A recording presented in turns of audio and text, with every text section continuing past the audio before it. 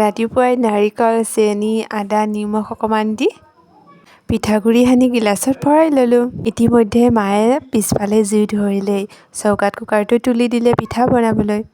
ৰাতিপুৱা যিহেতু আমাৰ প্ৰায়ে ভাত খোৱা নহয়েই, সেইবাবে পিঠা পনা আদিবোৰ খাই থকা হয়েই। তেনেতে আহিল মিছ'ৰ পৰা ফোন, পাৰ্চেল এটা আহিছে। তাৰপিছত মই পাৰ্চেলটো আনিবলৈ গ'লোঁ আৰু পাৰ্চেলটো হাতত পাই ছোৱালীজনীৰ যি ফূৰ্তি।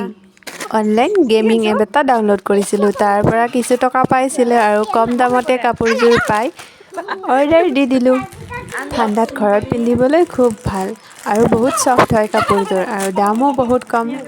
কাপোৰ দেখিলে আমাৰ গোসানীজনী ফূৰ্তিত পগলা হৈ যায়। দেখিছেনে কেনেকৈ জঁপিয়াই আছে? লগালগ কাপোৰ পিন্ধি একদম নাচিবলৈ আৰম্ভ কৰি দিলেই। আইতাকক জোকাই আছে, মায়ে দিছে মোক তোমাক নিদিয়ে বুলি। তাৰপিছত মই গ'লোঁ চাহ বনাবলৈ। ইতিমধ্যে মাৰ গোটেই পিঠা বনোৱা হৈছিলেহি। চাহখিনি বাকি লৈ ৰ'দত বহি একেলগে খাম বুলি বাহিৰলৈ উলিয়াই নিলোঁ।